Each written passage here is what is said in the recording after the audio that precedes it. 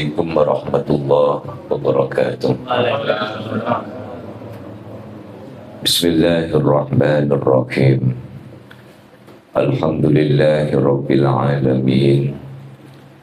Wassalatu wassalamu ala asyrafil anbiya'i wal mursalin wa ala alihi wa ashabihi ajma'in, amma ba'd.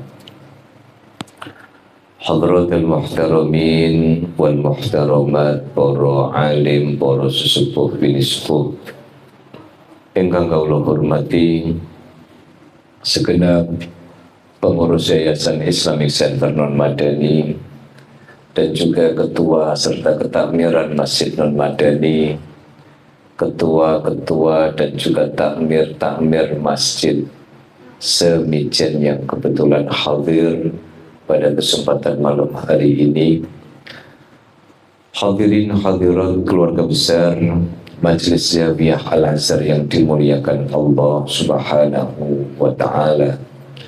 Alhamdulillah summa alhamdulillah, pada kesempatan malam hari ini dengan ridha Allah Subhanahu wa ta'ala kita dapat bersama-sama mensyiarkan Majelis Zawiyah Al-Azhar setiap Selasa malam.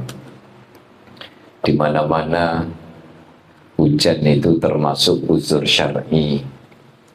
Jadi yang sudah niat mau berangkat tapi terhalang hujan, insya Allah sampun dicatat pinaringan pahala. Amin Allahumma amin. Tapi yang mau berangkat ragu, akhirnya berangkat bisa hadir ke sini, niku bonusnya kali. Oke, pahala angsal, senake angsal. Oke. Oleh karena itu, monggo Bapak Ibu kita niatkan supaya lembaran-lembaran amal nanti di hadapan Allah Subhanahu wa ta'ala, absensi hadir di majelis ilmu niki lebih banyak, sebab keutamaan orang yang hadir di majelis ilmu niki luar biasa. Mungkin tetap semangat, tetap istiqomah, dan dengan barokah istiqomah di Zawiyah Al-Azhar ini, insya Allah hidup kita ditoto oleh Allah Subhanahu wa ta'ala. Amin Allahumma amin. Dan semoga kelak kita mendapatkan syafa'atul uzma yaumal qiyamati. Amin Allahumma amin. Saya tidak tahu kalau ada cerita-cerita dari jamaah-jamaah Zawiyah Al-Azhar, tapi yang jelas saya sering mendengar cerita-cerita positif, cerita-cerita inspiratif, barokah-barokah hadir di majelis ilmu, termasuk yang ada di Zawiyah Al-Azhar. Termasuk kalau ini ada jamaah yang pamitan karena mungkin nanti tidak lagi bisa ikut Zawiyah Al-Azhar karena pindah. Kalau ini ada juga yang izin mau bikin Zawiyah cabang yang lain, monggo. Ini yang sudah ada malah di Jatisari ya Pak Diman ya. Jadi di Jatisari itu ada namanya Insan Madani. Ini mau ulang tahun yang kedua, nanti tanggal 27 ya. Tanggal 27 Insan Madani niku tawassulnya, sholawat arjunya hanya bedanya cuma di kitab mawon. Saya prinsipnya Bapak Ibu, kalau ada yang ingin bikin di tempatnya, saya ikhlas seikhlas-ikhlasnya, senang sesenang-senangnya 1000%. Soalnya kadang ada yang bilang, lu makin kesaing gimana lu? Saingan kalau urusan fastabiqul khairat, kalau di sana ada bikin model kayak Zawiyah, sana bikin model kayak Zawiyah, niku malah sini angsal jariyah. Amin Allahumma amin. Pokoknya perkara-perkara sae, ya.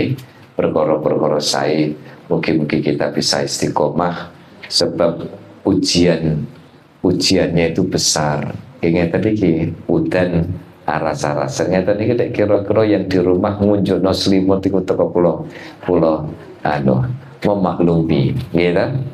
Napa malih di rumah wis kadung ngoceki kacang godhog udane nggak reda-reda, kemudian izin, ya alhamdulillah, semugi-mugi angsal barokahipun sedayanipun. Dan mari kita lanjutkan kajian kitab At-Tuhfatul Mardiyah. Ini sudah ambil beda 96 ya. 96 engkang beli fi fadlil akli. Oh ya.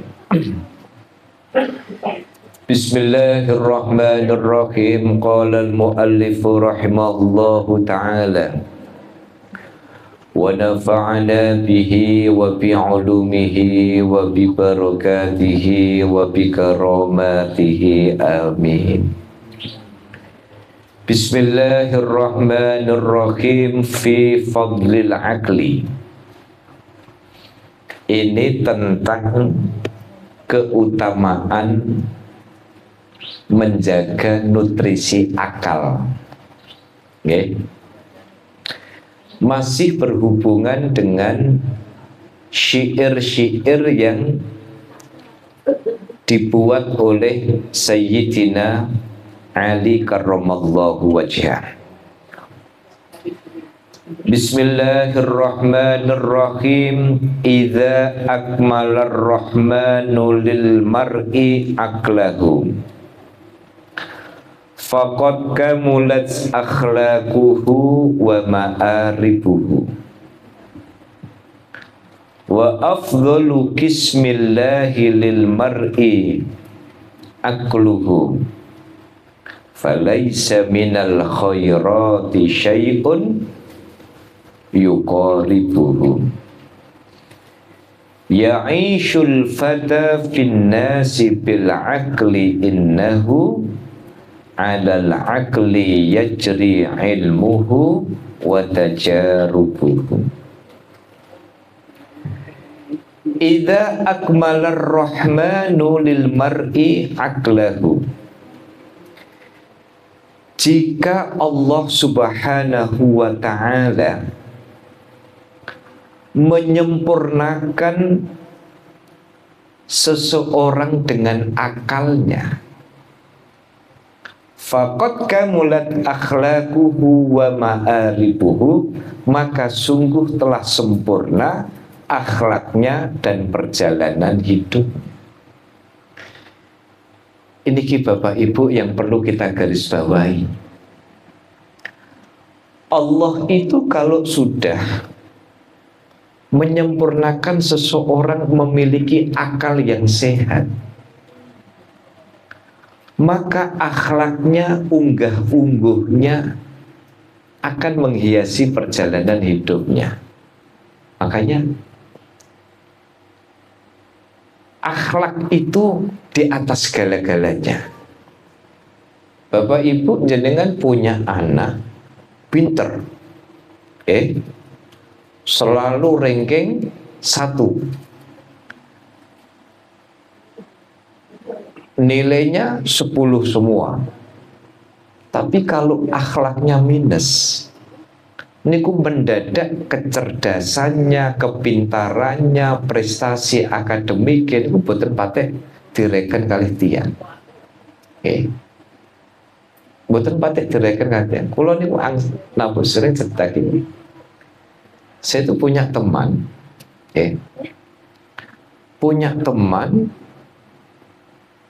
min jumlatil agniya, orang kaya. Saya fokus sama anaknya. Anaknya niku ibaratnya dari kecil niku lahir pun dasinan Bu Lilis. Lahir niku wis dasinan. Nggih. Iso ngadeg sithik niku wis dicekeli kunci mobil. Tapi subhanallah hebatnya ini anak. sopannya, ketawaduannya, kalau sama orang yang lebih senior, lebih tua dari dia itu. Jadi ndak terus mentang-mentang anaknya orang kaya lalu kemudian petita, petitik, sopan banget, tawadu banget.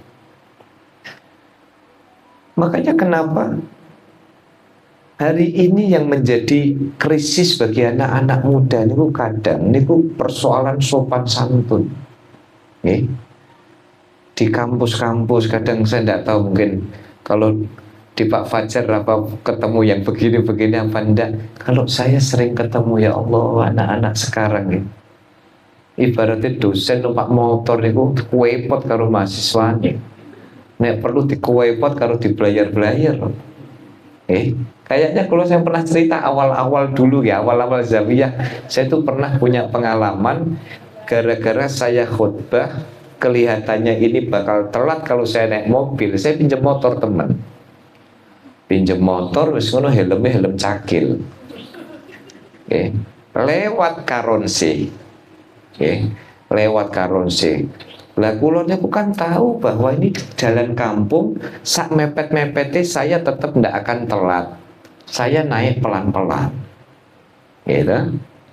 Udah gitu, dari belakang saya ini ono mahasiswa. Lho ngono ku dikepot mbek nekuk. Wis nekuk klakson dibelayar sisan. Ngoten niku kula, ya Allah, cah saiki ngoten. Lah, dia boten ngertos. Saya tahu ini anak nggak pakai helm, mahasiswaku, Pak. Yang nanti jam 1 akan ketemu saya di kelas. Kan kalau gue helm cakil. Lah kalau ngajar saya pakai celana, tiba-tiba kemudian saya khutbah, kan ganti sarung. Begitu saya masuk jam 1, kulo cerita di depan kelas. Tak cerita nih, saya tadi kan Jumatan. Jadi Jumatan tuh diselip karo mahasiswaku, wis diselip nekuk diklakson sik dibelayar-belayar. Nah ternyata tak sawang-sawang wong teko ono kene. Oh, ayo sopo duding-dudingan akhirnya. Sampai ndak usah duding-duding, wong orangnya tahu saya kok. Jangan begitulah. Ya. Makanya noto akhlak Anda itu penting sekali. Sebab apa? Sebab kalau orang itu ketoto akhlaknya, Pak, meskipun dia secara akal gak patek pinter, ya, secara prestasi akademik itu tidak begitu pintar, uripe niku ditoto kali Gusti Allah. Maka idza akmalar rahmanu lil mar'i aqlahu faqad kamulat akhlaquhu wa ma'a ribuhu. Allah itu kalau sudah menyempurnakan akal seseorang, jajari. Makanya dulu waktu saya kecil Bu, ngomong sama orang tua itu basa kromo inggil. Bicara dengan kakak itu podo pakai basa Jawa promo mo. Itu kok sampai saya ngoko, bahasa Jawa ngoko, itu saya dijewer. Diajari bagaimana di depan orang. Makanya saya tuh pernah ada mahasiswa saya suruh membadali khutbah saya. Sing jelas bukan santri Zawiyah. Engko nek ngomong santri Zawiyah tersanggane ketok nih. Saya itu dulu punya stok 8 Bu. Punya stok 8 badal khutbah, badal khotib yang biasa gantiin khutbah. Ini di sini. Kadang kan repotnya jadwal khutbah ngoten kan ndak ada konfirmasi. Tahu-tahu dibikin setahun, saya dapat ini. Kadang satu khutbah barengan 3 masjid, barengan 4 masjid. Saya ndak ngecewakan. Saya cuma bilang, Pak, karena jadwal jenengan dibikin tanpa konfirmasi, saya nyanggupi tapi tetap pakai badan. Pun satu diantaranya anaknya Bu Winter, santri, dan bagi saya ini anak hebat. Satu hari habis khutbah, itu ditegur sama salah satu tokoh. Mas, tadi khutbahnya jenengan kok begini. Apa jawabnya? Loh, enggak apa-apa Pak. Memang ada model yang memang diperbolehkan. Ngotot akhirnya. Kiainya ini telepon saya. Itu tadi apa yang batali jenengan? Oke, tapi pun ini. Wah lah itu tidak ngomong kok malah ngegas. Dari situ saya sudah tidak pakai lagi. Bagi saya kepintaran itu nomor sekian, alim nomor sekian. Tapi kalau sudah masalah akhlak dengan orang yang lebih tua, bagi saya itu segala-galanya. Makanya dari 8 itu sekarang bertahan tinggal 5 plus Zawiyah 3 kurang 1. Soalnya mau hijrah ke Jeporo. Kurang 1. Jadi sekarang saya itu punya badal 7. Punya badal 7. Sebab apa? Sebab kadang teman-teman mahasiswa atau mahasiswa pasca, Pak, saya kalau ada jadwal khutbah boleh Pak? Ada banyak, nanti saya kan. Kadang saya bagi-bagi. Untuk apa? Mereka juga buat ajang aktualisasi diri dan memanfaatkan kadang saya ada bagian begitu, kadang saya tidak khutbah meskipun ada. Kenapa? Kasihkan. Cuman memang ada masjid-masjid yang tidak boleh dibatalkan. Pak Ustadz, kalau tidak bisa jangan cari badal, harus lapor kami karena biar badal kami yang akan naik. Ada yang model begitu. Jadi akhlak niku segala-galanya Bapak Ibu. Jangan bisa cek. Orang-orang yang akhlaknya baik, uripnya mujur Pak. Prestasinya biasa-biasa, akademiknya biasa-biasa. Tapi kalau akhlaknya baik, ini yang harus kita tata. Nah, itu makanya saya punya anak kecil, mungkin bagi jenengan-jenengan yang masih punya anak yang masih bisa didandani. Biasanya anak kalau sudah kuliah ini kan dandani ini mesti rodo, tapi kalau sudah punya anak, masih punya anak kecil, ya balita kayak Pak Pur itu saya baru tahu aktivitasnya kalau sore nih Pak. Ternyata nunggu di depan TPG. Pak Pur mau nunggu atau mau ikut ngaji? Punya anak ini ditoto betul. Jadi soal akhlak.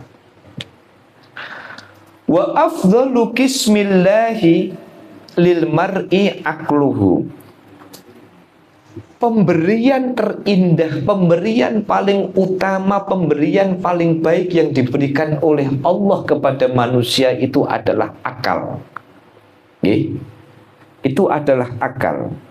Falaisa minal khairati syai'un yuqaribuhu. Tidak ada kebaikan apapun yang dapat mendekati fungsi dan tugas hebatnya akal. Jadi akal ini sebenarnya berhubungan dengan apa? Berhubungan dengan bagaimana anak itu kemudian bisa menggunakan akalnya dengan baik. Bagaimana kemudian kita itu punya akal ini kemudian untuk membuat diri kita menjadi lebih bermartabat, bukan berharga, tetapi bermartabat di hadapan Allah Subhanahu wa Ta'ala. Tidak dihargai di hadapan manusia itu biasa, tapi jangan sampai kita tidak dihargai di hadapan Allah Subhanahu wa Ta'ala. Dulu itu ada orang alimnya luar biasa. Itu kalau datang ke majelis pengajian itu Pak, kalau datang ke majelis pengajian itu sukanya itu duduk di paling belakang di pojok. Kadang tuh disio-sio kali sesama jamaah. Padahal beliau ini orang yang sangat. Dalam cerita itu disebutkan suatu hari ulama yang biasa megang mik, ulama yang biasa ngaji ini diberikan futuh oleh Allah, kayak ngerasa bahwa ada orang hebat yang hadir di majelis itu. Akhirnya dipersilahkan, tapi orang ini menolak dipersilahkan maju ke depan. Karena orang banyak itu kan macam-macam Pak. Ada yang kalau datang di satu acara kudu ning warep langsung. Wonten Pak wonten niku. Mboten. Oh kathah to. Nggih. Jadi kadang itu langsung trunyung langsung nok ngarep. Nggih. Barbarane nok ngarep iku ternyata manggone kursi yang mestinya tidak dia dudukin. Ini begitu dipersilahkan Pak. Dipersilahkan. Niku ternyata nopo? Ternyata orangnya tidak berkenan. Usut punya usut, ternyata beliau itu saking jogone, jangan sampai kemudian kepintaran dia itu dianggap minteri orang lain, sehingga dia cenderung ingin menjadi mustamid. Nah, di kampung-kampung itu banyak orang-orang yang berilmu hebat tetapi tidak mau pegang mic, tidak mau pegang mic. Kenapa? Ya karena kadang orang jaga begitu, tapi kalau tidak ada yang megang mic, nanti agama tidak tersebarkan, kan nggak? Falaisa minal khairati syai'un yuqaribu, tidak ada kebaikan apapun yang itu dapat menyaingi kehebatan akal. Nah, akal ini hari ini Bapak Ibu kalau tidak kemudian menyebabkan orang itu kepintarannya itu menyebabkan dia semakin tawadhu, justru tidak menyebabkan dia dekat dengan Allah, tetapi justru menyebabkan dia jauh dari Allah Subhanahu wa ta'ala. Ya'ishul fata fin nasi bil aqli, seseorang itu hidup, pemuda itu hidup dengan akal, innahu adal aqli, karena dengan akalnya itu yajri ilmuhu wa tajarubuhu, ilmunya dan ilmunya dan berbagai kreasi-kreasinya itu akan jalan. Contoh kalau paling ngeten, saya itu sering pesan sama mahasiswa saya begini, kados kula teng mriki Bu, cerita tentang maulid atau ngomong tentang Isra Mi'raj. Kalau di Zawiyah materinya dibikin yang ringan-ringan mawon. Tapi kalau saya nanti misalkan ngisi di Undip atau ngisi di kampus atau ngisi di instansi, itu harus mutar otak cari materi-materi yang akan disampaikan. Sebab nopo? Sebab saya harus mencari porsi yang pas. Nek ngaji ten musola cilik-cilik Bu, pokoknya ceritane Bu, ayo pokoknya sholat sing sregep, ngibadah, muga-muga mlebu swarga, amin Allahumma, muga-muga di ngapura kali Gusti Allah, amin Allahumma. Cekap semanten, assalamualaikum warahmatullahi wabarakatuh langsung. Tapi dengan ngertos saya ngisi PHBI di Undip, lawang di Undip ngaji kok rasanya kayak ujian disertasi S3 Pak. Acara berikutnya forum tanya jawab, kami persilahkan bagi yang mau menyampaikan pertanyaan. Wacung, dan tanyanya tuh dua kidaki, ya kan? Pak Ustadz, berdasarkan teori begini, itu kan nggak mungkin terjadi di Zawiyah Pak, nggak mungkin terjadi di Zawiyah. Jadi podo-podo niku, maka kita harus patuh. Tapi jangan juga kemudian ngisi pengajian di kampung. Bapak Ibu sekalian, menurut paradigma keilmuan buatan mudah. Itulah pentingnya kalau ilmu itu dikemas dengan akal yang pas. Terutama nem-neman ini kita harus tahu. Jadi ketika kita di sini harus bagaimana, di sini harus bagaimana, gitu. Jadi ketika nanti ngisinya di sini berarti materinya harus bagaimana. Kapan boleh rodok ngoclok lucu begitu bagaimana. Wonten loh satu instansi niku minta kajian ke saya, Ustadz minta tolong disiapkan ini kajian selama 1 tahun. Loh apa? Kajian kitab. Lah kenapa? Kok kajian kitab apa tidak serius? Kebetulan pimpinan kami maunya ngaji kitab, tidak mau yang lucu-lucu.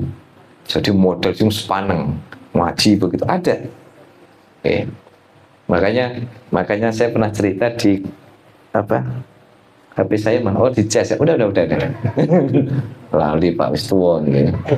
Aku lagi delok no gone kaca mau lu uanku kok ternyata kok wis akeh gitu. Oke. Itu biasanya kalau saya di WA orang, di WA orang, ini nanti ngaji, lalu kemudian Pak Ustadz nanti yang lucu, oh enggak, kalau jenengan ngundang ngaji lucu, ngundang saya keliru. Kalau saya jurusan ngaji kitab, tapi saya punya stok Ustadz lucu. Nah, jadi tak kasih nama LC, tandanya lucu, bukan LC gelar. Oke. Jadi saya punya.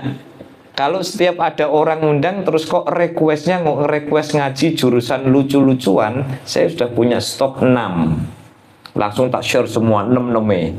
Loh lah kok kata? Silahkan jenengan milih. Niki lucu kabeh. Lah isine pripun? Di bulan Valentine mboten ngertos. Kula mboten nate ngertos iki. Pokoke jenengan golek lucu, pokoke ini kula duwe khusus Ustadz LC. Loh, Pak Farudin kan LC juga, itu LC gelar, bukan LC lucu. Tak kirim. Coba ngoten. Maka ketika seorang pemuda itu punya akal, bisa menggunakan ilmu pripun caranya ilmu ini dipakai, maka dia akan menggunakan sebagaimana mestinya. Kalau lanjutkan. Wakila dalam riwayat yang lain, dalam syair yang lain. La tatlubanna ma'isyatan bimudhillatin warfa' binafsika andani ilmatlab. Itu apa kok hurufnya hilang? 97. Ada yang nggak hilang nggak? Ini warnanya putih.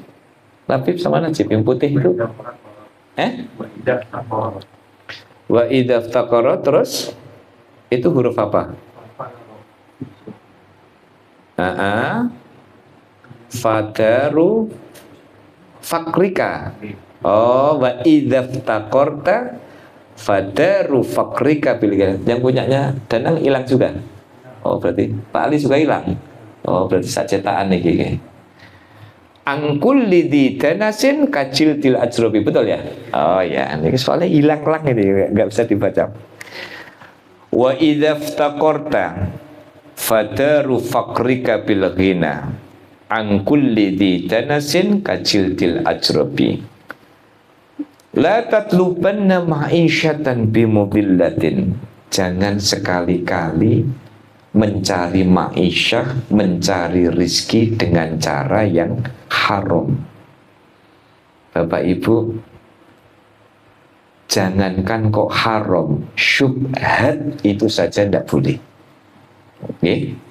Syubhat itu tidak boleh. Sebab apa? Sebab kalau perut itu sudah kemasukan barang-barang yang tidak halal, Pak,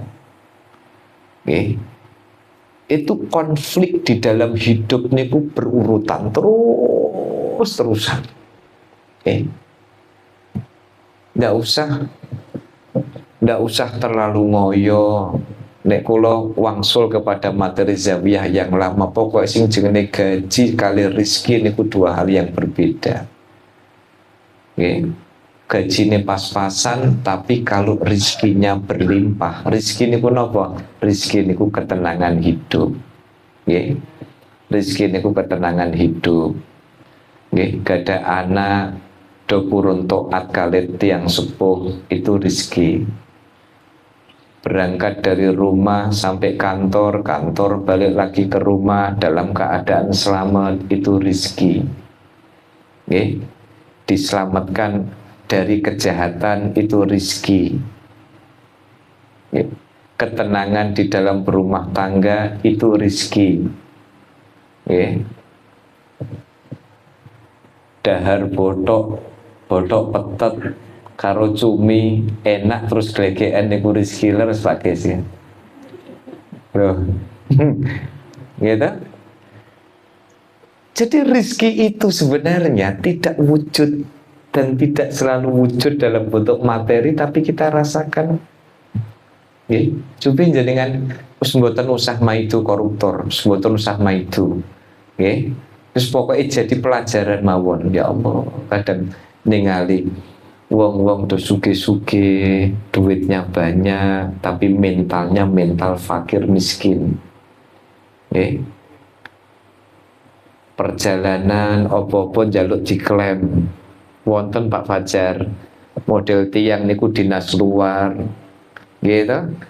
Besok dinas luar, mobilnya pagi-pagi masuk pom bensin dulu, diiseni kebak, pertamak 500.000, bariku mlebu ning gone garasi lagi, terus makin numpang, tahu-tahu nanti diklaim.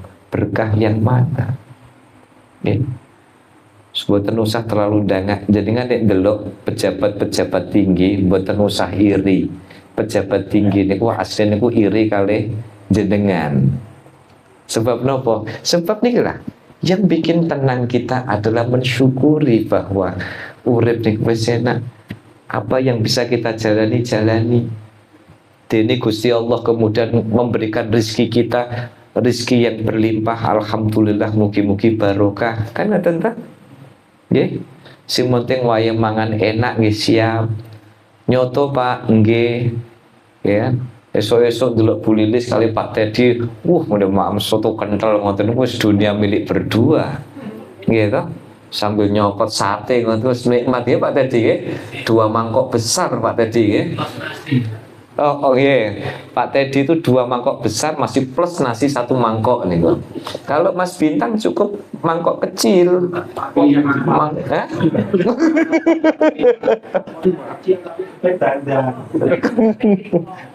Oke, itu. Makanya saya itu khawatir. Kadang ngeten Bu, alarm Bapak Ibu, alarm gini. Kalau kita kemasukan barang-barang yang agak syubhat, itu biasanya dalam hidup ini biasanya sudah mulai ada goyang-goyang dikit. Barang syubhat itu contohnya apa? Disebutkan di dalam kitab Mau'izatul Mukminin. Ketika panjenengan tindakan, lalu cara panjenengan berkendara mengganggu sesama pengguna jalan, buanter.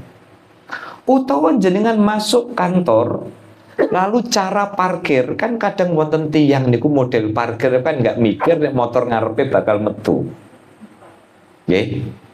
Parkir sembarangan itu bisa menyebabkan rezeki kita syubhat. Numpak mobil lumpa-umpaan, nggih. Nongone wis reti dalan mijen lagi di dandani atik zigzag kanan, zigzag kiri. Lalu kemudian wong ngomel, lho ngene ku lho. Kok ngidam rumah sakit tapi kan ngoten. Niku bisa menyebabkan syubhat. Kita ketika bekerja dengan sesama rekan kantor, lalu kemudian kita saing-saingan yang menyebabkan kemudian muncul hasud, iri, dengki, itu menyebabkan syubhat. Maka kalau sudah kemasukan barang syubhat itu nggak akan koleng. Warfa' binafsika andani ilmablak, maka angkatlah harga dirimu dari berbagai tuntutan-tuntutan yang justru dapat merendahkan diri kita. Andani ilmablak. Masih ingat bukan pertemuan 2 pekan yang lalu, Bapak Ibu, biayai hidup, jangan biayai gaya hidup. Masuk jenengan pengen gada jam 11 miliar Bu. Bu, jenengan dek, mboten usah jenengan lah, kulo nih. Umpama kulo ndamel jam kok rego 11 miliar, wong paling ngomong, alah paling 100.000 tuku nang Juhar. Ngoten. Bu, jam 11 miliar niku ongkone kira-kira 12 sama pinten gitu. Kulo teh mikir-mikir, no jam 11 miliar kok cocok ongkone 24, gitu. Terus niku muter itu bukan dari kiri ke kanan, tapi dari kanan ke kiri. Terus niku iso buka tutup dhewe. Nggih. Biayai hidup, jangan membiayai gaya hidup. Orang sudah mulai oleng di dalam hidupnya itu kan gara-gara pengen membiayai gaya hidup.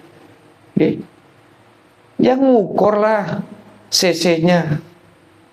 Kalau CC-nya itu CC Xenia, ya jangan ikut-ikutan Zenik. Ya Pak Wawan. Kalau ada orang naik mobil, wong tahu cc-nya cc Xenia, ya, terus dia mau naiknya 180 km per jam, itu kira-kira oleh nopo boten, Pak? Pak Pur, kita aku ingin dong ini tol Banyumanik ono terjang banter kok. Pak Pur pernah Pak Haji juga, tapi saya nggak mau. Di kue pot Pak Pur toh. Tapi Pak Pur biasanya nek ngepot kula langsung dadang ngeten. Ya, salam Zawiyah. Bapak Ibu, kita diberikan pelajaran oleh Allah banyak dengan perilaku-perilaku itu. Gitu. Ada orang yang kelihatannya hidupnya enak-enak, aslinya berantakan.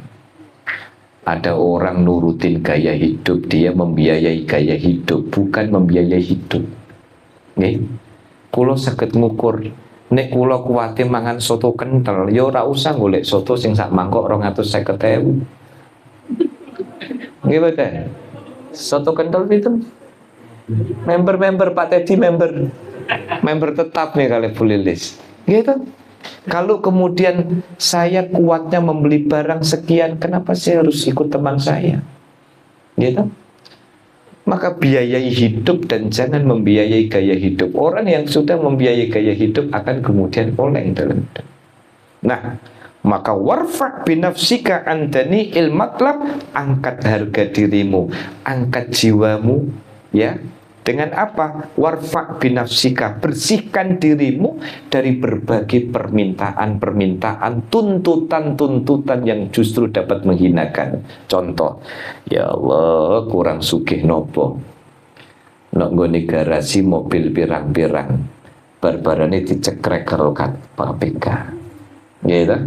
Kasus sudah 5 tahun yang lalu, arsipnya dibuka lagi, barbarane kemudian kena kasus. Na'udzubillah summa na'udzubillah.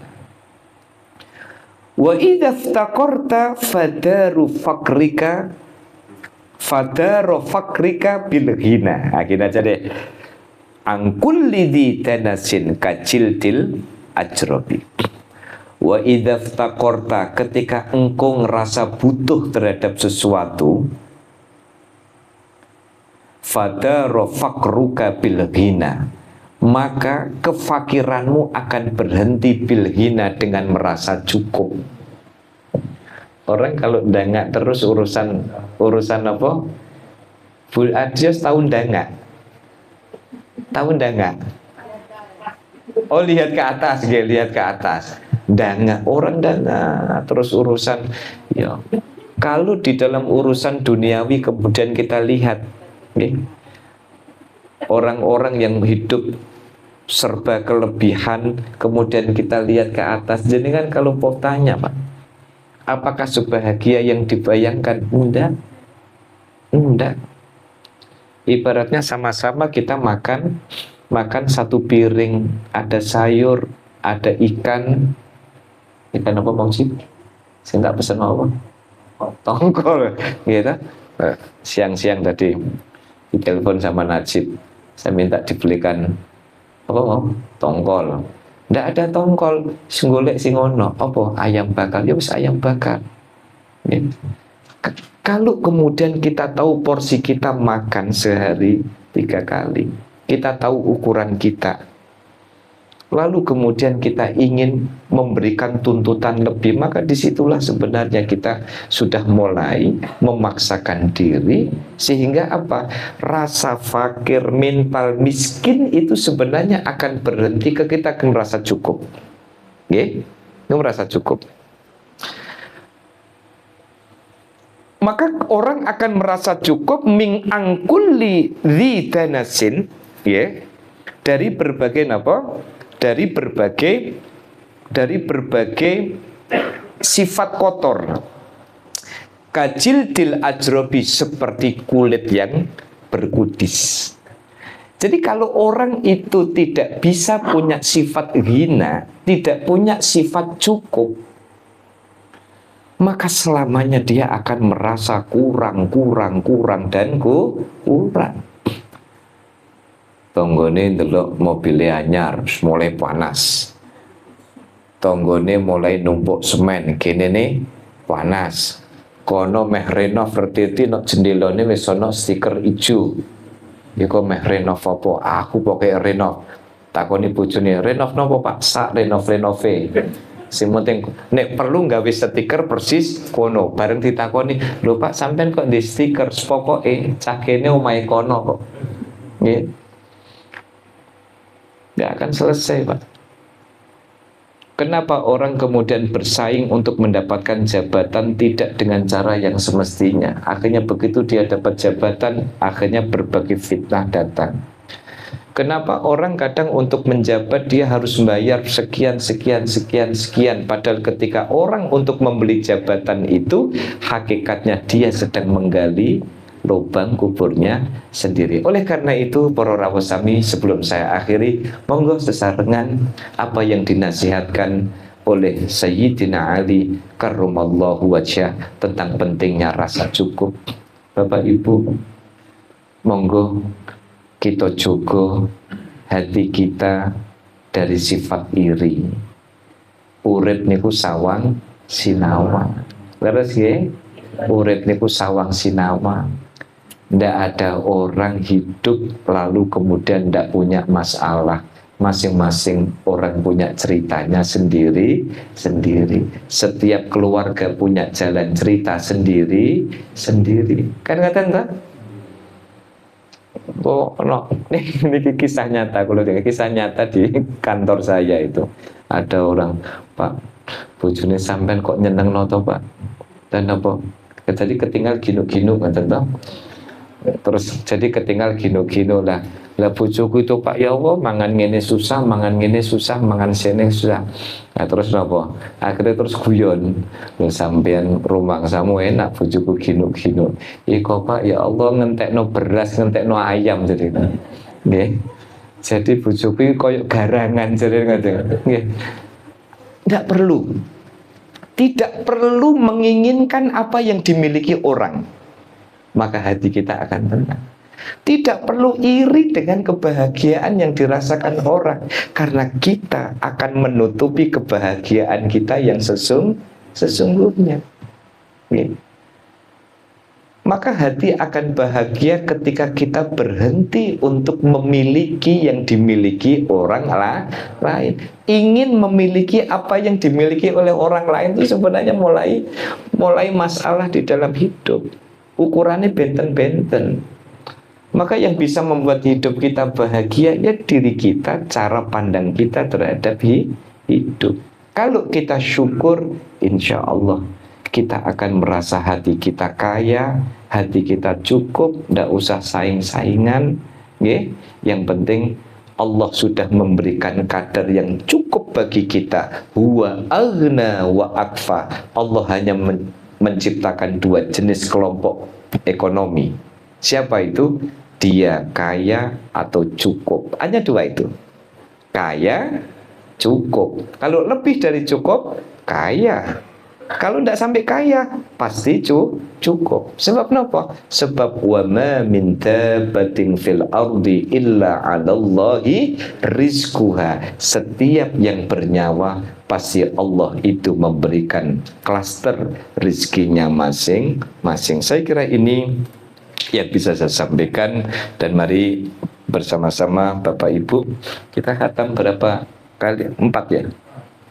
Alhamdulillah Bapak Ibu, dalam program Hobiku Holiday Bil Quran, sekali lagi bagi Bapak Ibu yang berkenan derek khataman Al-Quran, derek baca Al-Quran, skema khataman ini nanti bisa gabung di grup Hobiku Holiday Bil Quran.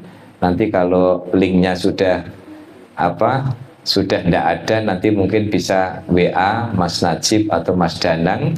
Dan alhamdulillah pada pekan ini kita bisa khatam 4 kali. Dan mari dengan barokah Al-Quran, dengan barokah khotmil Quran, kita mohon kepada Allah Subhanahu wa ta'ala, semoga kelak kita mendapatkan syafaatul Quran. Semoga dengan barokah Al-Quran ini hidup kita hidup yang berlimpah barokah, hidup kita ditata oleh Allah Subhanahu wa Ta'ala, dimudahkan urusan-urusan kita, dikabulkan hajat-hajat kita, kita dijauhkan dari berbagai bala, fitnah, musibah, madarat, mara bahaya. Amin. Allahumma amin. Al-Fatihah. أعوذ بالله من الشيطان الرجيم بسم الله الرحمن الرحيم الحمد لله رب العالمين الرحمن الرحيم مالك يوم الدين إياك نعبد وإياك نستعين اهدنا الصراط المستقيم صراط الذين أنعمت عليهم غير المغضوب عليهم ولا الضالين آمين آمين يا الله آمين يا الله آمين يا الله يا رب. بسم الله الرحمن الرحيم اللهم ارحمنا بالقرآن واجعلنا إيمانا ونورا وهدى ورحمة. اللهم ذكرنا مما نسينا وعلمنا مما جهلنا وارزقنا تلاوته وآناء وأطرافنا واجعلنا حجة يوم الدين. اللهم اغفر لنا ديننا الذي وعصمة أمرنا واصلح لنا دنيانا التي فيها معاشنا واصلح لنا آخرتنا التي فيها معادنا واجعل الحياة زيادة لنا في كل خير واجعل الموت راحة لنا من شر. اللهم اجعل خير عمرنا وخير أيامنا وقام فيه. اللهم إنا نسألك عيشة هنية وبلدا سوية وردا ولحسن الفاتح. اللهم إنا نسألك خير النسمة وخير الدعاء وخير النجاة وخير العمل وخير العمل وخير الثواب وخير الحياة وخير وزد سلسلك موازيننا وخفف إيماننا وارفع درجاتنا وتقبل صلاة وغفر خطايانا ونسألك الهدى من الجنة. اللهم إنا نسألك موجبات رحمتك وأنسى المغفرة والسلام والإسم والغنيمة من كل بر والفوز بالجنة والنجاة من النار. اللهم احسن عاقبتنا في الأمور كلها وأجرنا من خزي الدنيا وعذاب الآخرة. اللهم اغفر لنا من خشيتك ما تحول به بيننا وبين معصيتك ومن طاعتك ما تقدم الجنة ومن اليقين ما تهون به علينا مصائب الدنيا ومتعنا بأسرنا وانصر قوتنا وكيدنا واجعل وارثنا واجعل ثارنا من ظلمنا وانصرنا على من عادانا ولا تجعل مصيبتنا في ديننا ولا مبلغ العلم سل علينا من لا يرحمنا. اللهم لا تدع ربنا تغفر لنا وفرجنا ولا دين ولا قضيت ولا حاجة من حوائج الدين والآخرة إلا قضيت يا أرحم الراحمين. صلى الله على سيدنا محمد وعلى آله وصحبه وسلم. سبحان ربك رب العزة عما يصفون سلام على المرسلين والحمد لله رب العالمين. بسر الفاتحة. أعوذ بالله من الشيطان الرجيم. بسم الله الرحمن الرحيم. إياك نعبد وإياك نستعين.